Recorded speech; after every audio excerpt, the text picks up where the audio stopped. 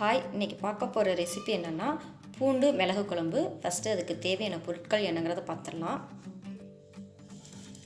உளுந்தம்பருப்பு 1 ஸ்பூன், மிளகு 1 ஸ்பூன், துவரம்பருப்பு 1 ஸ்பூன், ஜீரகம் 1 ஸ்பூன், கடுகு, உளுந்தம்பருப்பு, வெந்தயம் தாளிக்கிறதுக்காக எடுத்து வச்சுருக்கேன். கொத்தமல்லி 1 ஸ்பூன், தேங்காய் துருவல் 1.5 ஸ்பூன் எடுத்திருக்கேன். காய்ந்த மிளகாய் 2, குழம்பு மிளகாத்தூள் 1.5 ஸ்பூன் எடுத்திருக்கேன்.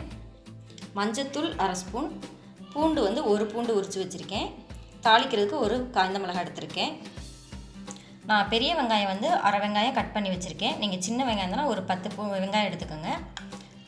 கொஞ்சம் கருவேப்பிலை, நல்லெண்ணெய், பெருங்காயம், ஒரு நெல்லிக்காய் சைஸ் அளவுக்கு புளி ஊற போட்டிருக்கேன்.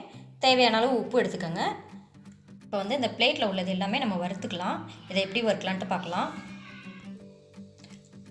ஒரு கடாய் வச்சு ஹீட் ஆனதையும் அதில் உளுந்தம்பருப்பு, அடுத்து மிளகு சேர்த்துக்கலாம். மிளகு சேர்த்தாச்சு. அடுத்து துவரம்பருப்பு சேர்த்துக்கலாம். துவரம்பருப்பு சேர்த்தாச்சு. நெக்ஸ்ட் ஜீரகம், அடுத்து கொத்தமல்லி, அடுத்தோடு காய்ந்த மிளகாய் சேர்த்துக்கலாம். இது நல்லா வறுத்துக்கலாம். நல்லா வறுபட்டுருச்சு, கலர் சேஞ்ச் ஆயிடுச்சு. இதோட தேங்காய் துருவலை சேர்த்துக்கலாம். இதையும் லைட்டாக வறுத்துக்கலாம்.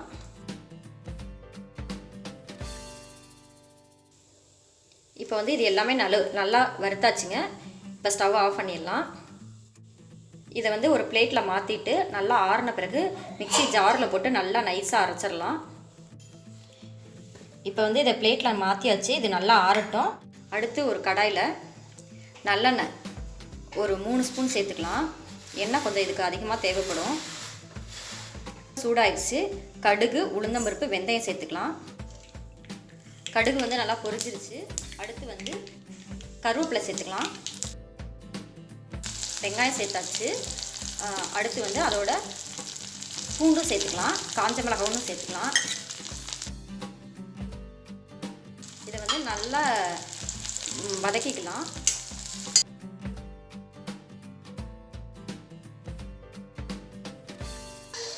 வெங்காயத்தோட உப்பு சேர்த்து வதக்கிக்கலாம்.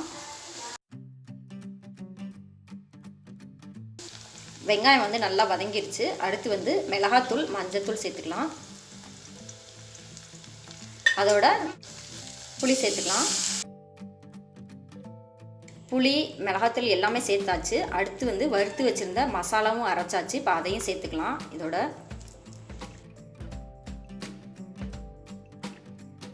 அந்த மசாலா அரைச்சோங்களா, அதுலேருந்து கொஞ்சம் தண்ணி சேர்த்துக்கலாம். ஒரு 1/2 டம்ளர் சேர்த்துக்கோங்க. கெட்டியான பதத்தில் தான் இருக்கணும்.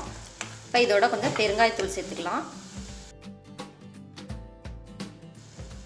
இப்போ எல்லாமே சேர்த்தாச்சு. நம்ம நல்லா சிம்மில் வச்சு நல்லா கொதிக்க விடலாம். எண்ணெய் ஊற்றி இருக்கிறது நல்லா பிரிஞ்சு மேலே நல்லா தெளிஞ்சு வரணும். அந்த அளவுக்கு கொதிக்க விடலாம். கொதி வரட்டும், நல்லா வேகட்டும்.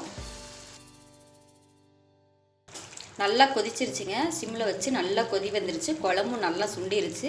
எண்ணெய்லாம் பாருங்கள் நல்லா தெளிஞ்சு பிரிஞ்சு மேலே வந்துருச்சு பாருங்கள். இந்த ஸ்டேஜில் தான் ஸ்டவ்வை ஆஃப் பண்ணணும். ஆஃப் பண்ணிடலாம்.